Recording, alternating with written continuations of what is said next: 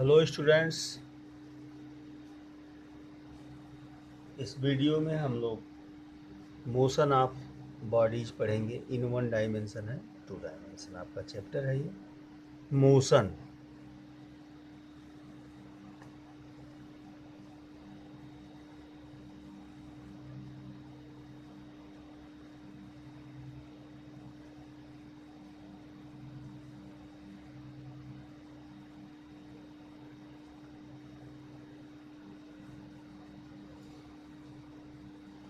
Motion in one dimension है, to dimension.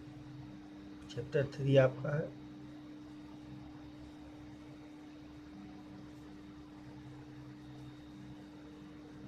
कुछ भी डिस्कशन से पहले मोशन वर्ड को एक्सप्लेन करेंगे हम लोग। Motion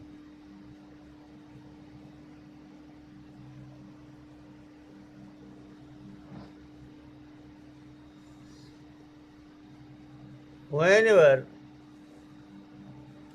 any body changes its position with respect to a given reference point with time, the body is called in motion, and that body is called moving body. Means the action of changing its position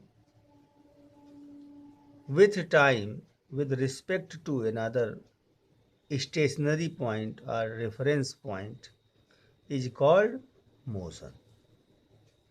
The action of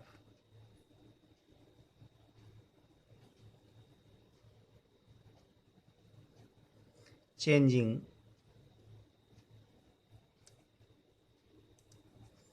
position with time with respect to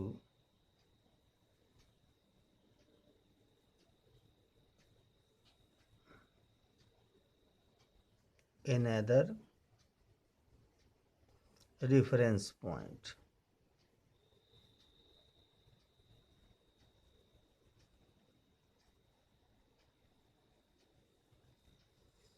The action of changing position with time with respect to another reference point by a body is called motion. अब motion can not be absolute. किसी भी body का जो motion होगा वह किसी भी दूसरे रेफरेंस पॉइंट के रिस्पेक्ट में होगा, यानी कंपेयर में होगा। अगर हम कंपेयर नहीं करेंगे तो फिर हम उसके मोशन को एक्सप्लेन नहीं कर सकते। एब्सोल्यूट वर्ड का अर्थ यही है, मोशन इज नॉट एब्सोल्यूट। तो किसी भी बॉडी के मोशन को एक्सप्लेन करने के लिए हमें किसी रेफरेंस पॉइंट की ज़रूरत पड़ती है। अब हम अगली टॉपिक पढ़ेंगे, frame of reference.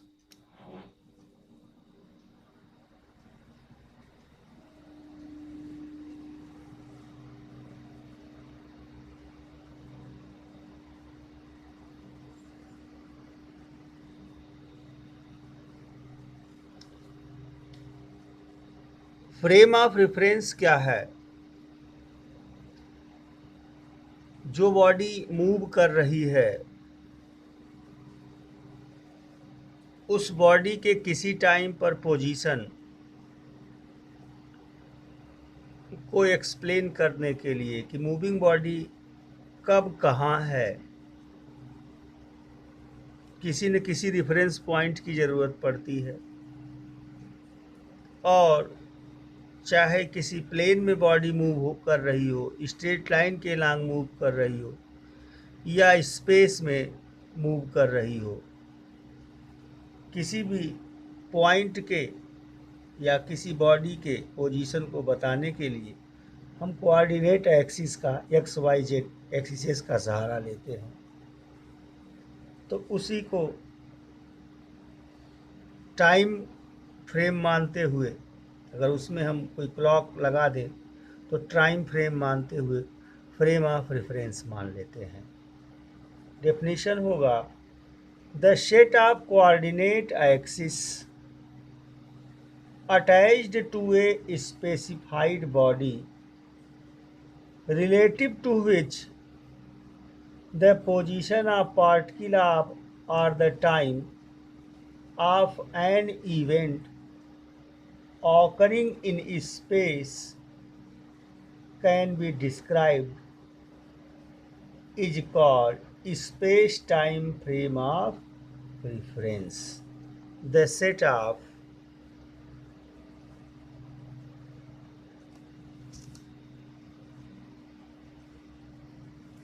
coordinate axis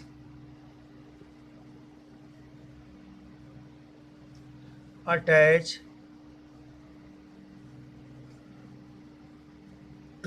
to a specified body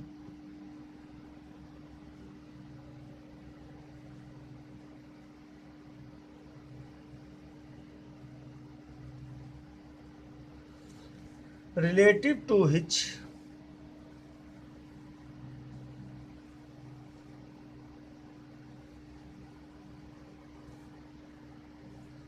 the position of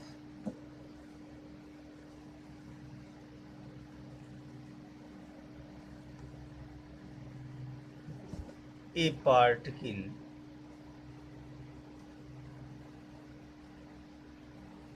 or the time of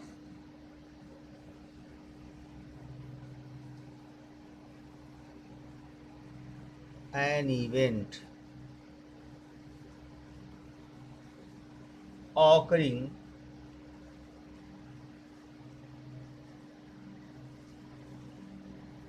in space can be described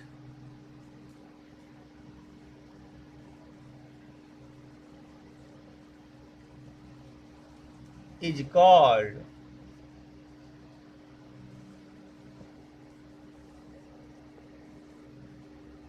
space-time frame of reference.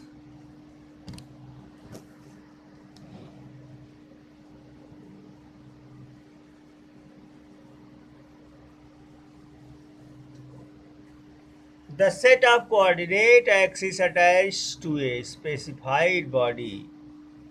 Specified body का मतलब जिस बॉडी का मोशन आप स्टडी कर रहे हैं, जिस बॉडी के मोशन को आप एक्सप्लेन कर रहे हैं, relative to which the position of a particle और the time event of occurring in space, मतलब उसका पोजीशन कहाँ है, किस टाइम के रिस्पेक्ट में वो कहाँ है, इसे एक्सप्लेन करने वाले फ्रेम को ही क्या कहते हैं, या स्पेस टाइम फ्रेम को क्या कहते हैं, फ्रेम ऑफ रेफरेंस कहते हैं।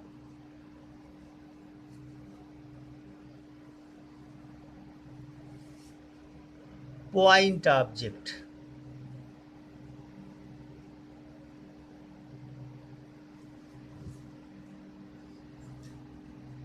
किसी बॉडी के मोशन को एक्सप्लेन करने के लिए इस शब्द का बार बार प्रयोग किया जाता है, पॉइंट ऑब्जेक्ट। पॉइंट ऑब्जेक्ट, कोई भी ऑब्जेक्ट पॉइंट ऑब्जेक्ट हो जाता है। मोशन को एक्सप्लेन करने के पहले हम पार्टिकल को स्मॉल मानते हुए, किसी बॉडी को स्मॉल मानते हुए उसके मोशन को डिस्कशन करते हैं। अब जैसे कोई भी ऑब्जेक्ट पॉइंट ऑब्जेक्ट कब कहा जाता है, when the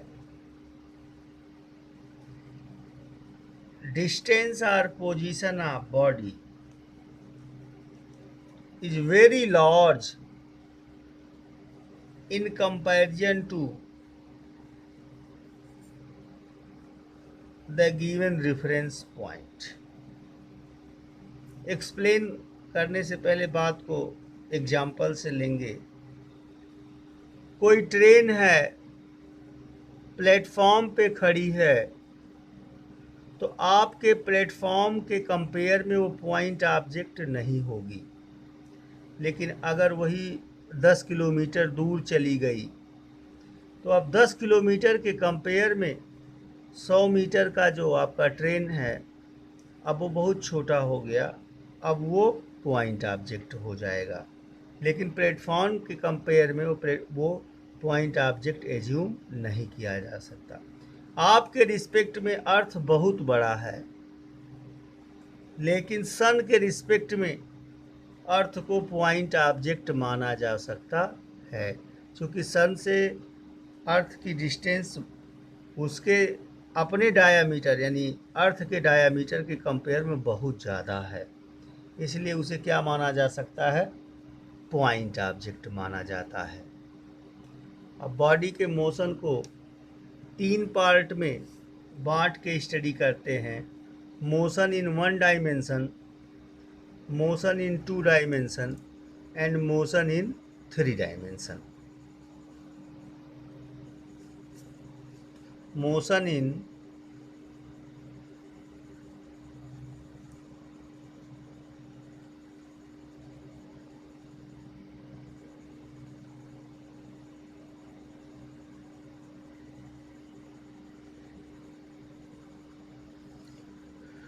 when only one axis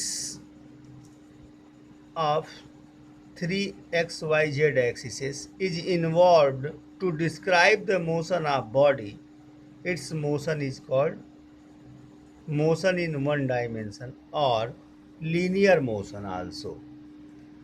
अगर किसी बॉडी के मोशन, किसी बॉडी के किसी टाइम इंटरवल में पोजीशन को एक्सप्लेन करने के लिए कोऑर्डिनेट एक्सिस में से कोई एक एक्सिस इन्वॉल्व हो, चाहे एक्स एक्सिस, चाहे वाई एक्सिस या जेड एक्सिस, ऐसे मोशन को मोशन इन 1 डायमेंशन कहते हैं। एग्जाम्पल क्या ले सकते हैं? मान लिया अर्थ पे कोई पोल है, रॉड है, एक पोल है और कोई मंकी उस पोल पे चढ़ रहा है।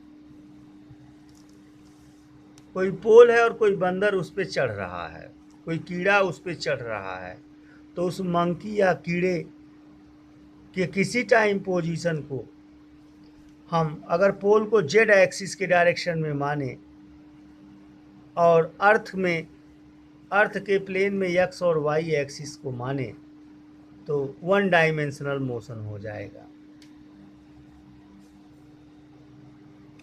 फ्री फॉलिंग, कोई बॉडी अर्थ सरफेस से ऊपर छोड़ दीजिए, सीधा पृथ्वी के सेंटर की ओर आ रही है, 1 डायमेंशनल मोशन मानी जा सकती है। स्ट्रेट रोड पर चलती हुई कार, स्ट्रेट ट्रैक पर चलती हुई ट्रेन 1 डायमेंशनल मोशन माना जा सकता है।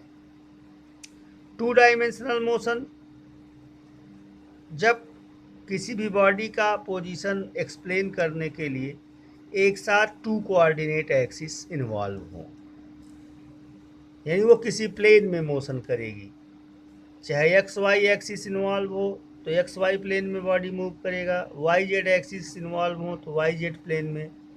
मीन्स किसी टाइम उसके पोजीशन को एक्सप्लेन करने के लिए 2 एक्सिस इन्वॉल्व हो, उसे 2 डायमेंशनल मोशन कहेंगे।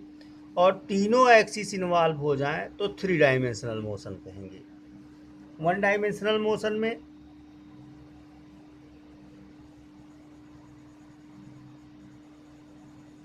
एक्स एक्सिस, वाई एक्सिस और जेड एक्सिस, बॉडी का पोजीशन किसी एक एक्सिस के अलांग हो रहा है, ये 1D हो जाएगा। किसी एक एक्सिस के अलांग बॉडी का पोजीशन क्या हो रहा हो, चेंज हो रहा हो। 2 डायमेंशनल मोशन में circular motion,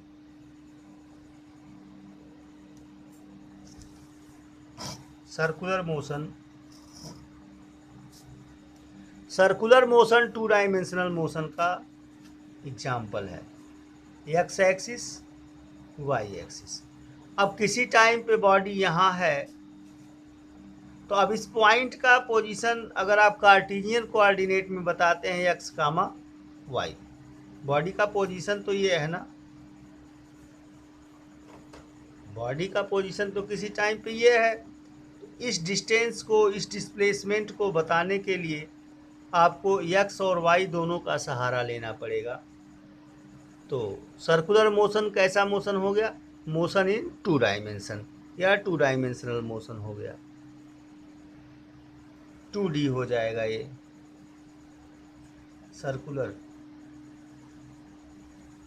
circular motion 2 dimensional हो जाएगा।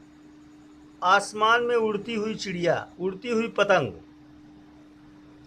3D में, 3D माने 3 डायमेंशनल मोशन में काइट का एग्जाम्पल लेंगे। आकाश में उड़ता हुआ पतंग 3 डायमेंशनल मोशन करता है। किसी टाइम उसके पोजीशन को बताने के लिए आपको तीनों एक्सिस इन्वॉल्व करना पड़ेगा, एक्स एक्सिस, वाई एक्सिस और जेड एक्सिस तीनों, यानी किसी पल वो कहाँ है उसके पोजीशन को बताने के लिए तीनों एक्सिस इन्वॉल्व होंगे। इसलिए किस प्रकार का मोशन है स्टूडेंट्स? 3 डायमेंशनल मोशन है। तो इस तरह से मोशन कितने प्रकार का हो सकता है? 1 डायमेंशनल, 2 डायमेंशनल और 3 डायमेंशनल। अब हम कुछ टर्म्स के बारे में एक्सप्लेन करेंगे जिसके टर्म में मोशन को एक्सप्लेन करते हैं। Terms regarding to the motion of body, किसी बॉडी के मोशन को एक्सप्लेन करने वाले टर्म्स को हम एक्सप्लेन करेंगे। पहला टर्म डिस्टेंस।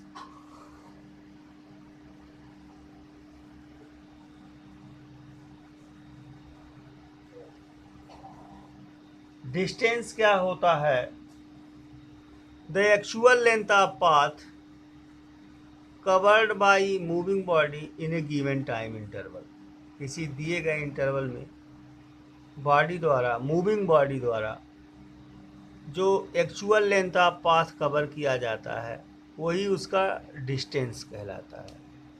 डिस्टेंस की एसआई यूनिट जो है वो मीटर है और यह एक स्केलर क्वांटिटी है। डिस्टेंस कैसी क्वांटिटी है? स्केलर।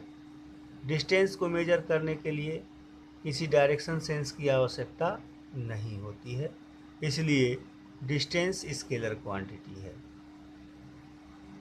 और दूसरा टर्म है डिस्प्लेसमेंट।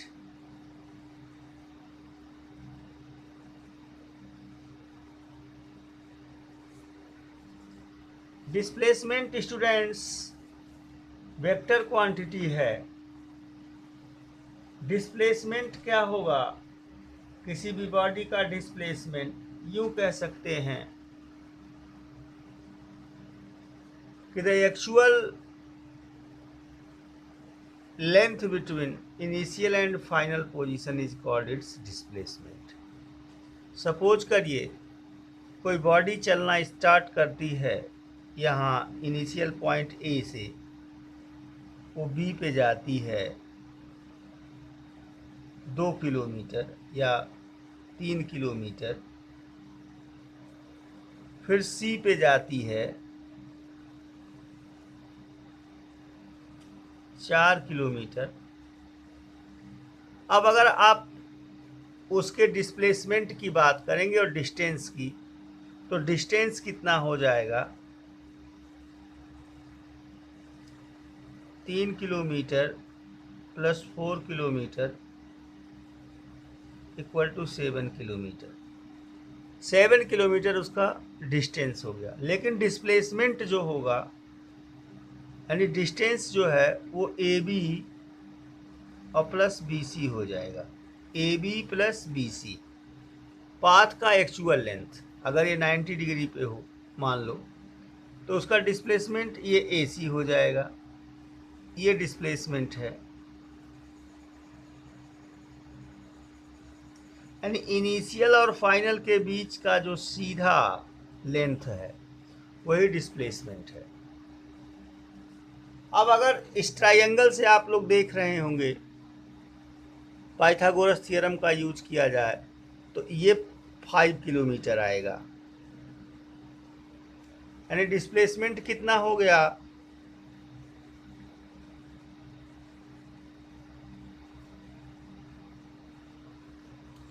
फाइव किलोमीटर हो गया। उसका डायरेक्शन कहाँ है, अगर फिगर बनाए हैं तो अलोंग AC,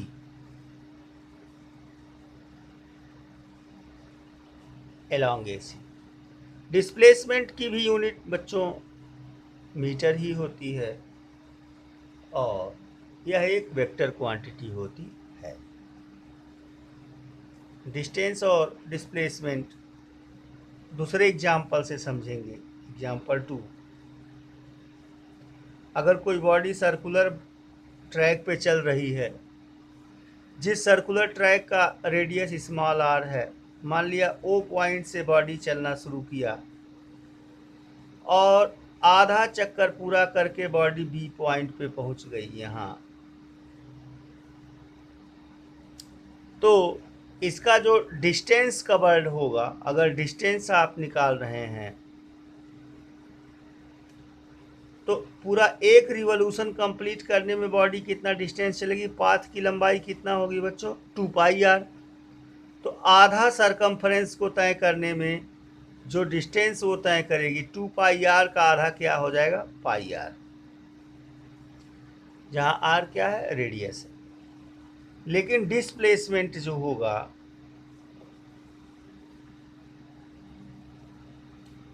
इनिशियल O पे है और फाइनल B पे है, तो ये डायामीटर के बराबर हो जाएगा।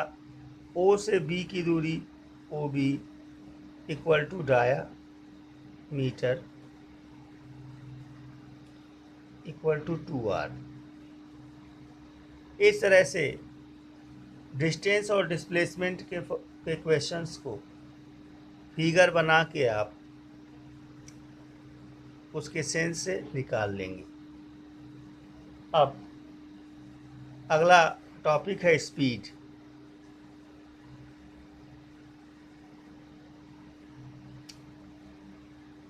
The distance travelled in per unit time is called speed. The distance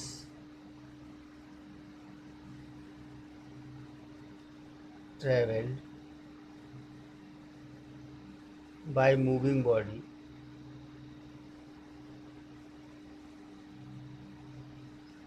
in per unit time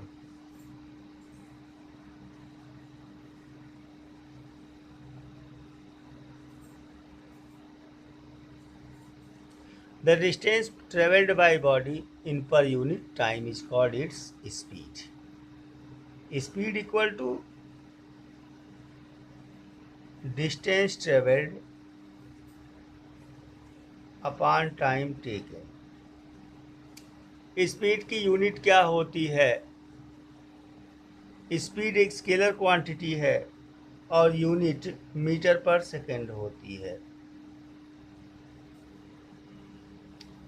speed scalar quantity होती है और यूनिट इसकी क्या होती है, स्केलर होती है। अब वेलोसिटी की बात करेंगे, लेकिन पढ़ने से पहले स्पीड को दो पार्ट में अलग अलग टाइप्स में बांट के स्टडी करते हैं। पहला है यूनिफॉर्म स्पीड, जब बॉडी सेम टाइम में सेम डिस्टेंस ट्रेवल करे, यूनिफॉर्म स्पीड।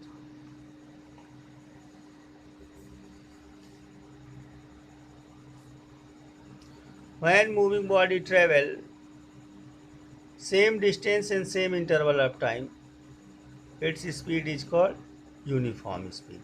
जैसे आप बाइक चला रहे हैं और आपने एक्सीलरेटर को कांस्टेंट कर दिया, आपके स्पीडोमीटर का जो कांटा है वह 40 पे जाके मान लिया फिक्स हो गया, तो पहले घंटे चलाएंगे 40 किलोमीटर जाएंगे, फिर 1 घंटा चलाएंगे 40 जाएंगे, फिर 1 घंटा चलाएंगे 40 किलोमीटर, यानी सेम टाइम इंटरवल में सेम डिस्टेंस जब बॉडी ट्रेवल करे यूनिफॉर्म स्पीड होती है। और यूनिफॉर्म स्पीड के केस में जो फार्मूला अप्लाई होता है वो यही फार्मूला अप्लाई होता है, speed equal to distance upon time. ये यूनिफॉर्म स्पीड का फार्मूला है। लेकिन अगर बॉडी दूसरा है non uniform speed,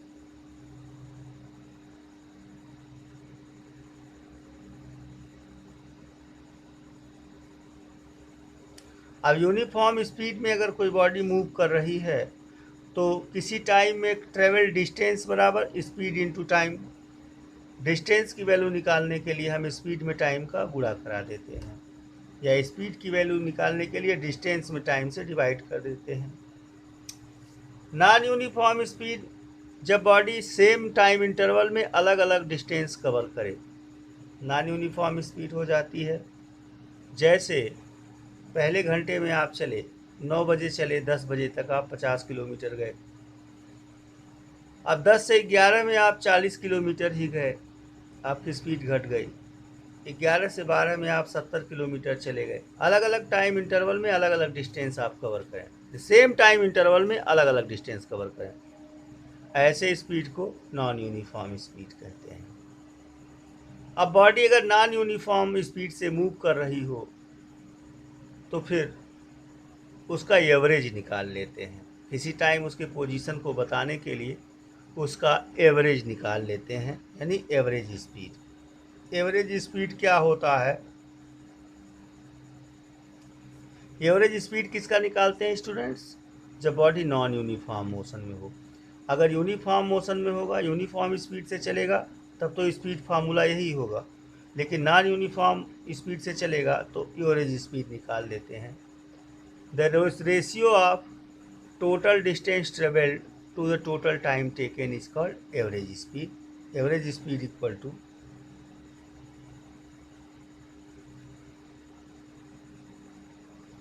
total distance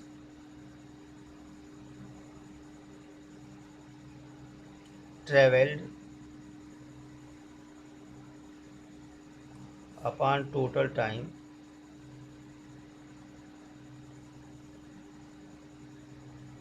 taken.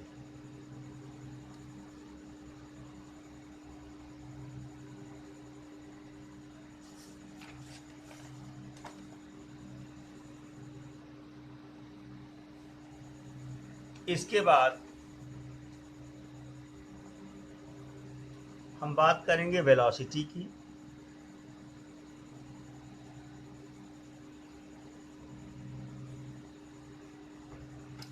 अब velocity, the change of position of body in per unit time.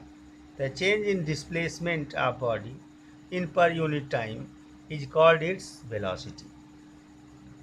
यानी velocity equal to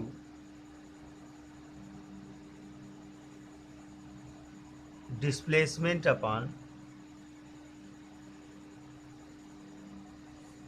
time. Velocity कैसी क्वांटिटी है स्टूडेंट्स? वेक्टर क्वांटिटी है।